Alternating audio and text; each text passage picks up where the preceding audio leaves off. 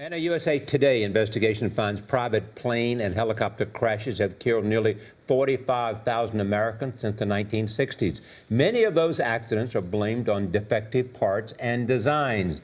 This morning, Chip Reid shows us why the government doesn't have the resources to ensure safety. He's at the Manassas Regional Airport in Northern Virginia. Well, good morning. According to USA Today, last year alone there was an average of 3 small aircraft crashes a day. And while the government usually blames pilot error, the report says other factors have been ignored for years. These are just some of the thousands of crashes of private planes and helicopters, so-called general aviation aircraft, that USA Today reports have resulted in nearly 45,000 deaths over the past 5 decades. That's almost 9 times the number of deaths from commercial airliners. Reporter Tom Frank just completed a year-long investigation. 45,000 people have been killed. It's an instance of manufacturers and federal overseers not doing the job. He says the NTSB cited pilot error as causing or contributing to 86% of these small aircraft crashes. But his USA Today investigation found the agency repeatedly overlooked mechanical or manufacturing defects in determining the cause of these accidents.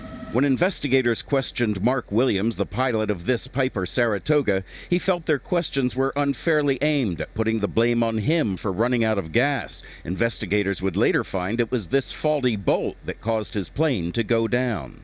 I was told that if I had run out of fuel and I admitted to it, that I wouldn't lose my license or they would go to bat for me. There are all sorts of individuals who have a hand in the quality of the aircraft, the way it's maintained, the way it flies.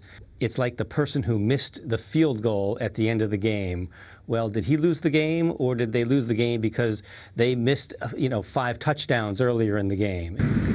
There hasn't been a fatal domestic passenger airline accident since the Colgan air crash in 2009, which killed 50. And while USA Today says the NTSB has put a priority on making commercial aviation safer, last year alone there were nearly 1,200 general aviation crashes, killing nearly 350 people. In some of those investigations, the NTSB relied on manufacturers themselves to determine the cause. Former NTSB Chairman Mark Rosen